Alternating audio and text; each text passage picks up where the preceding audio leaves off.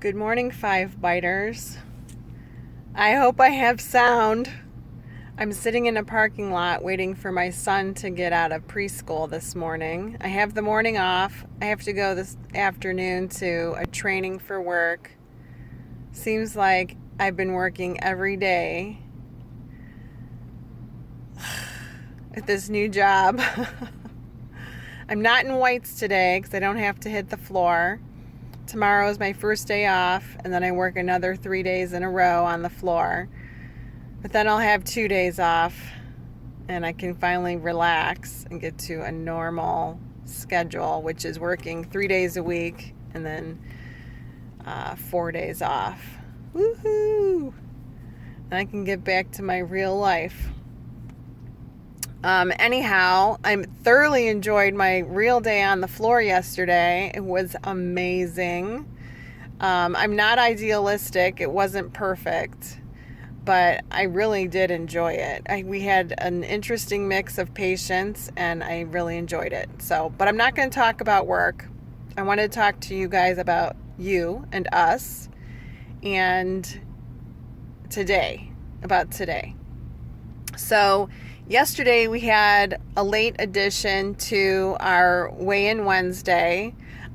We started last week with an intrigue question because Weigh-In Wednesday is not just about Weigh-In Wednesday. It's about our why. Why are we doing this? Like, what's our motivation for sticking to this? Are we losing weight for longevity? Are we losing weight for vanity? Are we losing weight to look hot? Are we losing weight for health? Are we losing weight to look good in pictures? Like, there's a variety of reasons. Is there a nice outfit we want to fit into? Whatever. Do we want to fit into a seat on the airplane? Whatever your reasons are, it's your reasons. You do you. That's what we do. So, and I apologize if I look like a rag today because I literally rolled out of bed. I did not want to get up because I'm tired. But anyway, I divert. So, but this week it was about how did we get to this point? And I know for a lot of us, it had to do with emotional eating. I'm one of those people that struggled with emotional eating. I came from a childhood that was riddled with trauma. I had, my first son had autism, and that was a real struggle for our family that required a lot of sacrifices. And then I placed him in a group home when he became an adult that struggled with going out into the community and getting a job. And I didn't feel like I was doing him any justice by allowing him to stay in the home. We had this dynamic where I couldn't force him to do what he didn't want to do. And it was very hard. It was very depressing. And I couldn't leave him alone. So I was stuck in the house with him. He had behaviors that were triggered by my insistence on him going out in the community. So it wasn't good for him. It wasn't good for me. And then I had all this guilt, it was a very strange dynamic, and it was really hard. And I had issues with emotional eating that got me to that point, that put me at, 130 pounds overweight.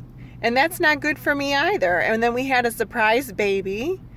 And I want to live for him too. I want to, when he graduates from high school, I'm going to be in my 60s. People die in their 40s from heart attacks at that weight. That's unacceptable. I can't allow myself to die. So why am I resorting to emotional eating? I have lack of coping skills because of my childhood. I have lack of coping skills because of what I'm going through with my son. I didn't deal with my issues. So I gotta deal with it so it doesn't happen again, because, tragedies happen in people's lives. So we need to brainstorm. We need to help each other. It's like the elephant in the room that we never talk about. So this is going to be one of my favorite posts, and I'm really pleased with what's going on today with all of the responses. If you don't get a chance to lend your suggestions, maybe you have a block, maybe you haven't thought about it, maybe you really don't know, that's okay.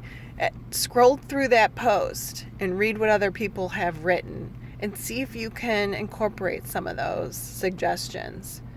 I really hope that you benefit from that post, and let's get that conversation going, because we don't want that to be your stumbling block if something happens to you in the future. I love each and every one of you, and God bless.